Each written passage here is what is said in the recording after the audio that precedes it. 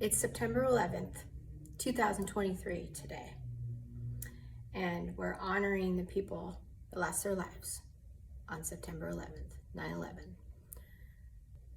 I'm going to share with you my story of 9/11, why today is an even more tragic and honored day for me, because on September 11th, 2008, I lost custody of my little boy, who was 8 at the time.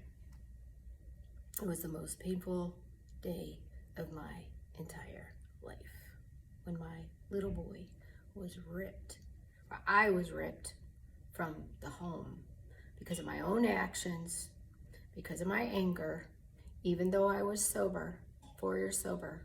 Because of my anger and the argument I'd gotten into with his father the day before, I was removed from my home and from my son's life.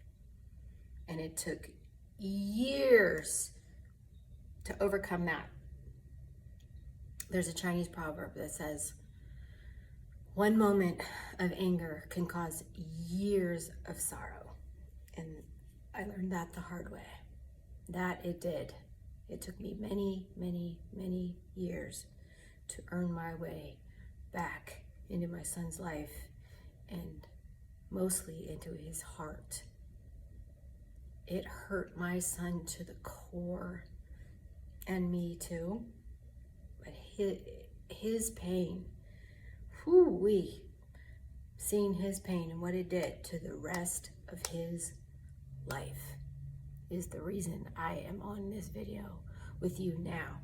It is my duty to share how I overcame that, how I did not give up on my son in spite of the worst thing that I had done. Even if you've done the worst, you can turn it into the best. You can turn it into a testimony. And that is what this video is about. You can turn your worst day even into a message, into something profound, something that can be helpful to someone else. You will see how your experience can benefit others. And how I did that, I really didn't want to, but I was forced to.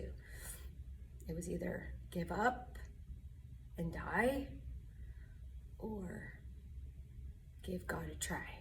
There was no other option. I was gonna die. I had to study, learn, correct my habits, create a daily process of being a better person. It started with getting sober. I don't care whether you have a problem with drinking or not.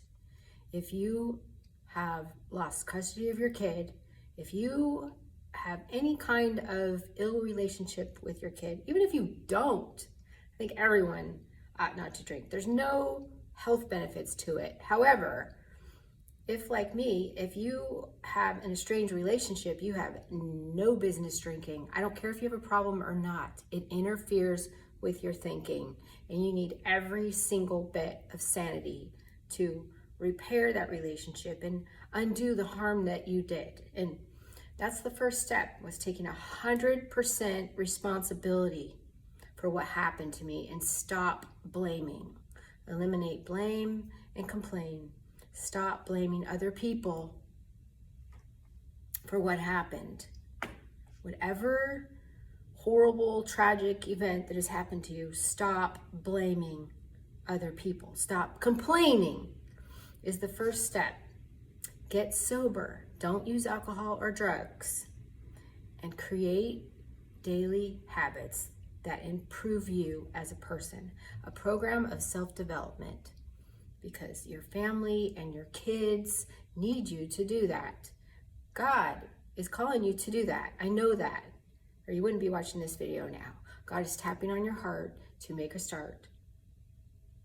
So you can turn your worst day, your worst nightmare, I mean the worst. When my son got ripped from my life, I felt like my heart was literally outside my chest for years. I was just carrying my heart around. It'd been ripped out of my chest, and I was still alive to witness it and just carrying it around. It was years before I finally got to hear the words, "I love you, Mama."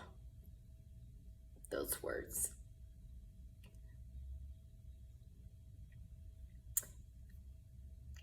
He hated me for years.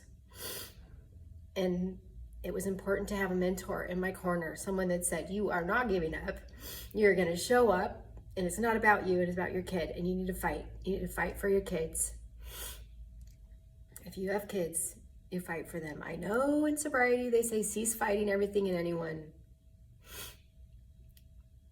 We do fight for our kids. You fight for what's right. You fight for your core values. They need you to fight for you. So that is how you turn every loss into a win.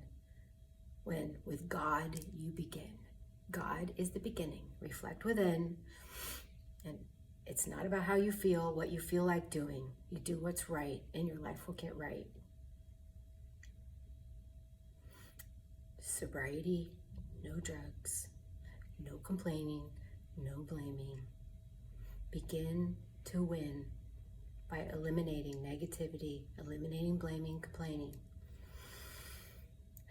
It takes about 10 positives to outdo a negative. So you're going to screw up too. You're going to screw up in the process. So when you screw up, if you shark at someone, yell at someone, you do something, it takes 10 positives to override that. So, for example, I didn't just start being nice to my son's father when I realized this. I messed up.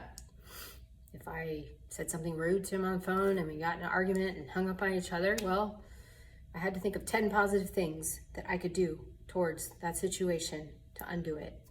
It started with, maybe I had to take a break too till I was ready. Maybe it starts with what I'm not doing. So whether it was offering to pick up groceries for him, or whether it was offering to give him some money, or offering, what they need. In any relationship, it takes 10 positives to outdo a negative. So if you messed up in some way, then start with the 10 and get on your way.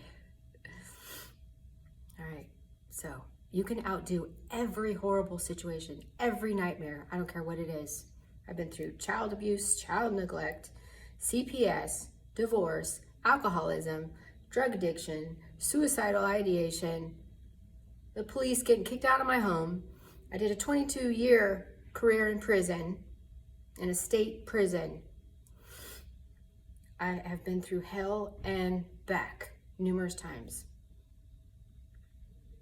Dead, straight dead, spiritually, mentally, and I thought physically. Almost died when I gave birth to my son. I believe I might have, and came back. So I'm not afraid of anything because I've already been dead. And I appreciate life because of what I've lost. So there's purpose in the loss.